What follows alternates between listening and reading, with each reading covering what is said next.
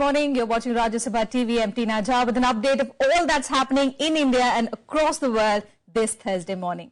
First up, the headlines. At least 14 killed in mass shooting in Southern California in the United States. Police say 2 suspects shot dead. Manhunt on for the 3rd suspect. More rains predicted for Chennai, that's already battling its worst floods in 100 years. Airport shut down till the 6th of December. People stranded on rooftops. Chief Minister to make aerial survey today. Cabinet gives nod to setting up an operationalization of 6 new IITs and approval for easing FDI policy in 15 sectors. External Affairs Minister Sushma may travel to Pakistan next week. Islamabad sends invite for 14-nation ministerial level conference. New Delhi yet to finalize on the visit. And British aircraft take off to bomb Islamic State targets in Syria hours after their parliament votes in favour of David Cameron government's motion.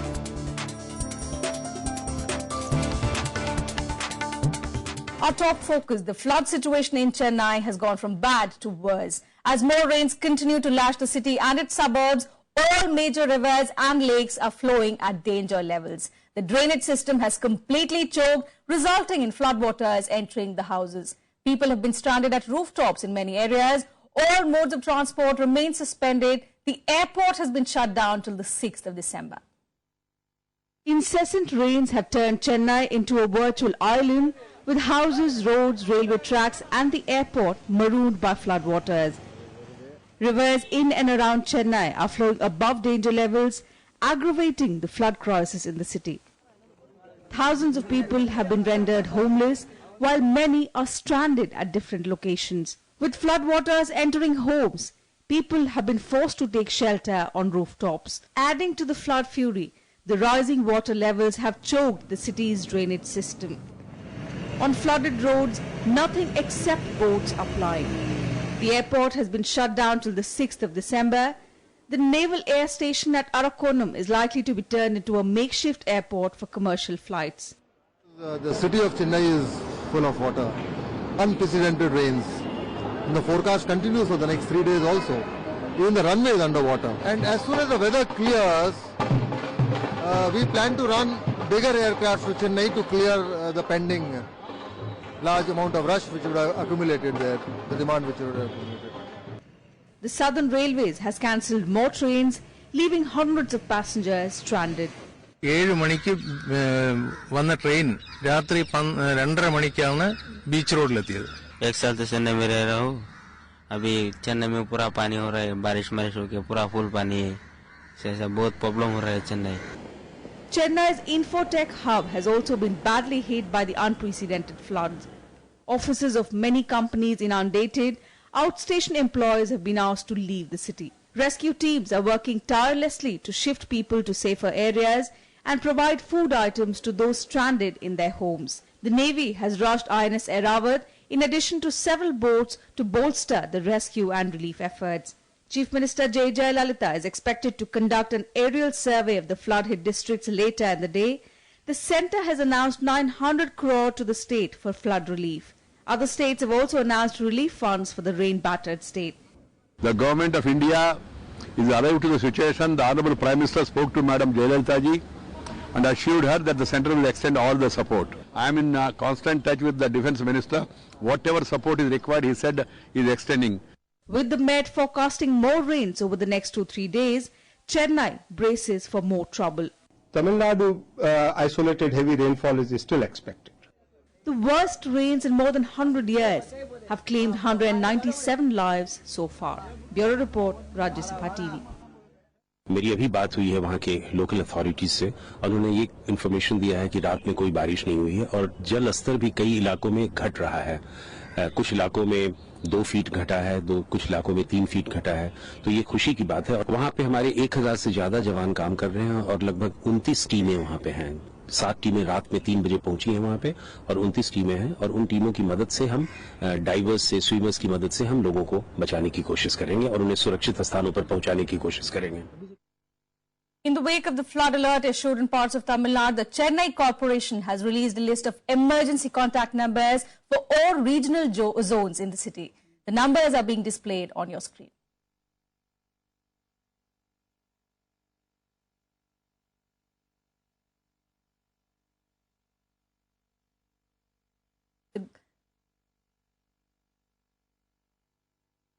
Meanwhile, Lok Sabha members spoke in one voice on Wednesday as they discussed the flood situation in Tamil Nadu, urging the government to help the state deal with the large-scale devastation. The members also demanded that the floods be declared a national calamity.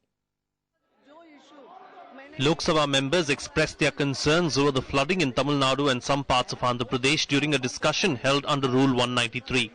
AIADMK MPs demanded that the union government release money from the NDRF funds to help in rescue and relief operations. Release immediately the entire demanded amount of rupees 8,480.93 crore from the National Disaster Response Fund for flood damages suffered by the state of Tamil Nadu. I would like to state that the timely release of adequate funds by the union government will help Tamil Nadu to undertake temporary and permanent restoration of infrastructure and other utilities on war footing basis. Members of other parties too demanded that the floods in Tamil Nadu be declared a national disaster. The Congress party urged the Prime Minister and central teams to assess the situation on the ground. The Government of India should rise to the occasion with all sorts of assistance, should discuss with the Chief Ministers of the state in a broad way, and the central team who go to visit and to assess the situation, their decision not has to be taken as granted, that what they are making for recommendations, that is going to be accepted. When the situation is so grievous and serious, Home Minister should have taken at least one trip. It is not far off. See, in helicopter views, like Jammu and Kashmir, they took. Like that, Prime Minister and Home Minister could have gone 2-3 hours and come back. Replying for the government, Minister of State for Parliamentary Affairs Rajiv Pratap Rudy said that the centre was committed to help Tamil Nadu in every way. The two governments are also in constant touch with each other. We are very deeply concerned with whatever is happening in Chennai, and we are certainly, everyone is aware that the Prime Minister is keeping a tab on what is happening in Chennai, the Home Minister is keeping a tab, and the whole government is aware, and they are in constant touch with the State Chief Minister and the administration. Home Minister Rajnath Singh will speak on the issue on Thursday. Pranav Goswami's report for Rajya Sabha Television. The Upper House of Parliament also discussed the flood situation on Wednesday. During a short duration discussion, members spoke about the need for urgency as far as dealing with the situation was concerned. Sir, I really think the flood situation in Chennai was discussed in Rajya Sabha as well. During the short duration discussion on the issue, DMK MP Kanimoi described the dire situation in her state and appealed to all not to play politics over the issue. Government is supporting the Tamil Nadu government to this extent, but we need much more because the situation is so grave. The help which has come is definitely not enough. People are marooned all over, just not Chennai. The districts around Chennai have been really badly affected. People have to be rescued. The water levels are rising and the rains are not stopping. Members also urged the government to send a high-level delegation to the state to take stock of the situation. AIADMK members briefed the House about the rescue and relief operations in the state. It has to be brought into the Tamil Nadu and see that the people are rehabilitated. And also the infrastructure have to be immediately brought back properly. You know very well that the military is very much equipped to put the temporary bridges. The Honourable Chief Minister instructed that relief should be dispersed to the affected people as per enhanced norms without any delay. The Chief Secretary to the government convened a monsoon preparedness meeting with all the line department officials on 1/10/2015 and issued instructions with regard to the preparedness for the northeast monsoon 2015. MPs also offered to give a part of their MP-led fund towards flood relief in Tamil Nadu. Some members suggested that fishermen could be useful in this situation.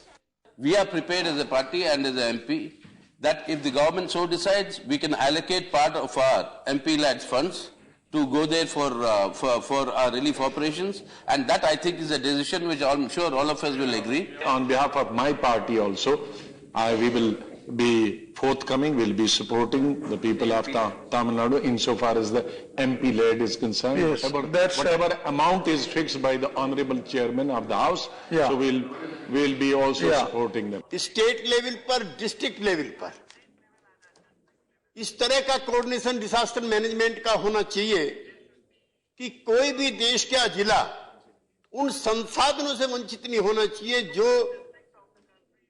मदद के काम के लिए आवश्यक होते हैं. Members spoke in one voice as they urged the government to help Tamil Nadu cope with the disaster. Ravindra Sharon's report for Rajya Sabha TV. Andhra Pradesh coastal area. Moving on to some other news now, Justice T.S. Thakur, the senior most judge of the Supreme Court, will take oath as the next Chief Justice of India in a short while from now. He succeeds Justice H.L. Dattu. Justice Thakur will have the tenure of CJI for a little over 1 year and will retire on the 4th of January 2017. Ahead of his swearing in, T.S. Thakur stressed on the need to fill up vacancies in courts across the country, saying striking down of the recent constitutional amendment on the judge's appointment has made the selection task much more difficult.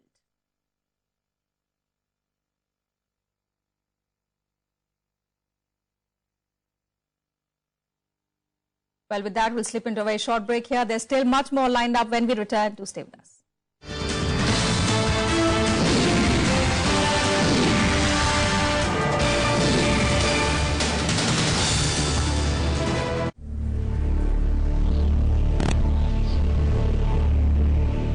This is the great Indian Thar Desert. Not many can survive in this place.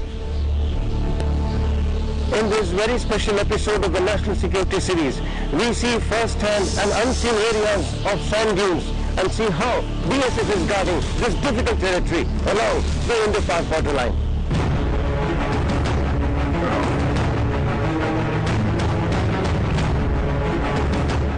Where we are in Rajasthan.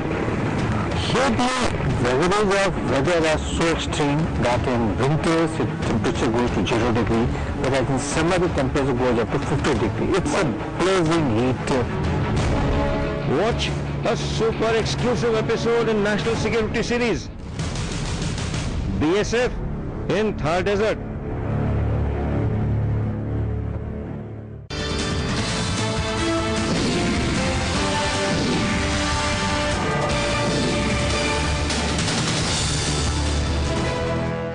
Welcome back. Well, the Cabinet has given its nod to setting up an operationalization of 6 new IITs. Ex post facto approval was also given to the easing of FDI policy in 15 sectors, which was approved by the Prime Minister last month. Less than a month after approval by the Prime Minister, the Cabinet also gave its nod to relaxation in FDI policy for 15 sectors, including the real estate, defence, civil aviation and news broadcasting. The Cabinet also gave its approval to the setting up and operationalization of 6 new IITs in Andhra Pradesh, Chhattisgarh, Goa, Jammu and Kashmir, Kerala and Karnataka. The Cabinet also approved introduction of Regional Centre for Biotechnology Bill 2015 in Parliament. Changes in the implementation framework of National Rural Livelihood Mission have also been cleared. Rehabilitation package and upgradation of infrastructures of the Bangladeshi enclaves and Cooch Behar district after transfer of enclaves between India and Bangladesh was also approved by the Cabinet.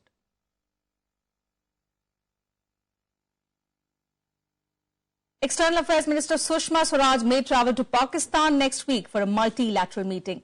This is likely to break the impasse in Indo-Pak ties. The minister, however, has said that her visit has not been finalized yet. Pakistan is hosting a 14-nation ministerial level conference on the 8th of December to discuss regional cooperation on Afghanistan. Swaraj has also been invited, but New Delhi has so far given no indication whether she will attend. PTI quoting sources says that prospects of the Indian minister's visit were fairly bright, but a final decision was likely to be announced by Friday. After the cabinet meeting on Wednesday, Swaraj had stayed back and held discussions with Prime Minister Narendra Modi for nearly 20 minutes. To a specific question on whether she is travelling to Pakistan next week, she said, and I quote, "It is not final so far."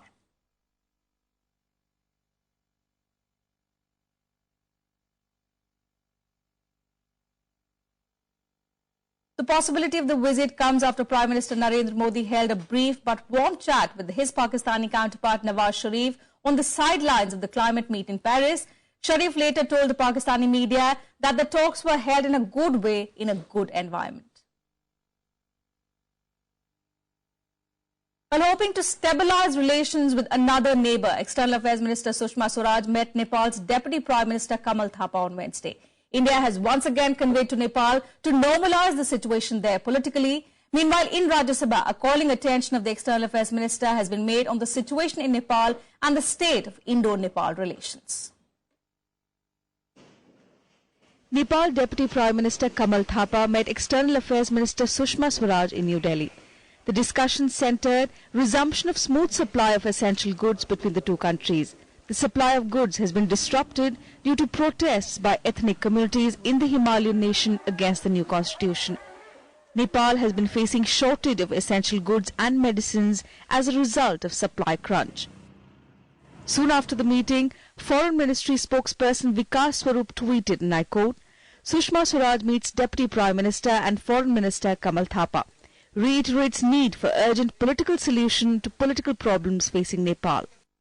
India has also told Nepal that it needs to normalise its political situation as soon as possible. Swarup tweeted, and I quote again, Sushma Swaraj assures DPM Kamal Thapa that there is no hindrance to supplies from India, but Nepal needs to normalise the situation as soon as possible. Protests against Nepal's new constitution have been going on since September. People from ethnic Madhesi groups living along the border with India began protests saying Nepal's first Republican Charter did not accommodate their interests. Protesters have blocked trucks coming from India for more than 2 months, leading to acute shortages of fuel and medicine. After his meeting with Swaraj, Thapa tweeted, had fruitful and cordial meeting with Indian Minister of External Affairs Ms. Sushma Swaraj today in New Delhi. Nepal has been accusing India of imposing an unofficial blockade of supplies, a charge India has vehemently denied.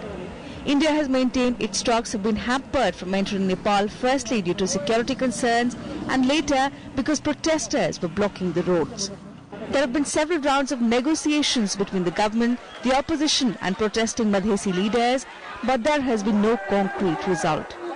On Wednesday, the much-anticipated tripartite talks between Nepal government, opposition Nepali Congress and the Madhesis were cancelled after Madhesi leaders did not show up for the meeting to find a solution to end the nearly 3-month political logjam.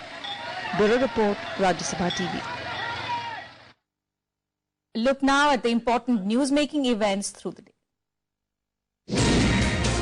On the International Day of Persons with Disabilities, Prime Minister Narendra Modi will launch the Accessible India campaign today. It aims to ensure ease of access for persons with disabilities in government buildings, public transportation and the information technology field.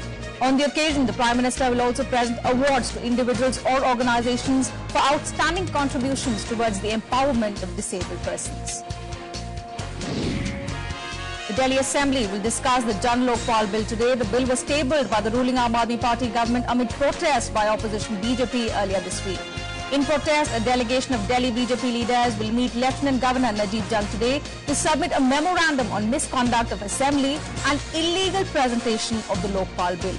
The Congress is also against the proposed legislation and has planned a protest march outside the Assembly. The Delhi High Court will hear former Arunachal Chief Minister P.K. Thongan's plea against his conviction. Thongan was convicted and jailed for 4.5 years in a graft case by a trial court on July 21. The case pertains to misappropriation of funds amounting to 2 crore rupees released by the Centre for the Public Welfare of Nagaland. The Delhi High Court will also hear arguments on maintainability of a plea seeking a court-monitored probe against Himachal Pradesh Chief Minister Veerbhadra Singh. The Himachal CM has been accused of amassing assets disproportionate to known sources of his income.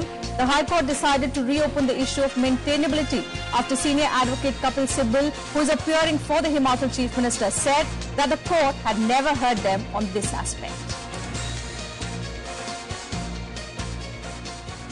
And news from the international front. In a case of another mass shooting in the United States, at least 14 people were killed at a social service agency in the Southern Californian city of San Bernardino on Wednesday. A manhunt was underway for up to 3 suspects who opened fire. Here are more details on the story. Police have gunned down 2 and are hunting for one more suspect who killed at least 14 people and wounded 17 at a facility for disabled people at the Inland Regional Centre in San Bernardino. San Bernardino Police Chief Gerard Burgon said law enforcement responded to calls about the shooting with a massive presence, quickly beginning to secure the area and clear the building. What we have so far is information that up to 3 people had entered the building and had opened fire on people inside of the building. We do have some preliminary numbers of upwards of 14 people that are dead. Burgon in a televised news briefing said the suspects carried long guns, wore masks and camouflage clothing, were believed to have fled the building, possibly making their getaway in a dark-colored sport utility vehicle. Information that I think is probably the most reliable at this point is that the suspects have fled, potentially in a dark-colored SUV. We do not have any identification on who those suspects are. We do not know what the motive is for the shooting at this point. US President Barack Obama, who was briefed of the situation, reiterated his call for more gun control reforms to make mass shootings in the US rare as opposed to normal. Speaking to CBS News moments after news broke of the shooting, Obama called for common sense gun safety laws. There are some steps we could take, not to eliminate every one of these mass shootings, but to improve the odds that they don't happen as frequently. Common sense gun safety laws, stronger background checks. The shooting in California comes less than a week after a gunman killed 3 people and wounded 9 in a shooting rampage at a Planned Parenthood clinic in Colorado Springs. In October, a gunman killed 9 people at a college in Oregon, and in June, a white gunman killed 9 black churchgoers in South Carolina. Bureau Report, Rajya Sabha TV. And in a historic vote, British lawmakers opted to back a government motion to extend airstrikes against Islamic State to include Syria. The opposition had been deeply divided over the issue for days, but with 66 Labour MPs siding with the government, the strikes have already been set in motion. Britain now joins France in the US-led coalition committed to tackling the Islamic State. With an overwhelming vote, UK has moved forward on its plans for deeper involvement in the Syrian conflict. After an impassioned 10-hour Commons debate, British MPs voted 397 to 223 in favour of launching airstrikes against the militant group, expanding its hold in Syria. Ayes to the right 397, the noes to the left 223. So the ayes have it, the ayes have it. Unlock.